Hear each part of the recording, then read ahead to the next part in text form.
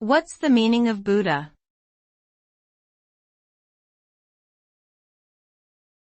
Buddha.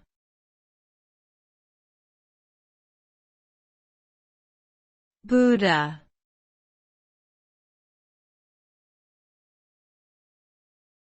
Buddha.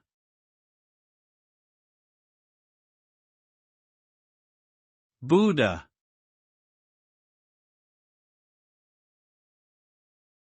Buddha is a term used to describe an awakened or enlightened being who has attained full liberation from suffering in the Buddhist tradition. The word Buddha is derived from the Sanskrit term Bud, which means to awaken.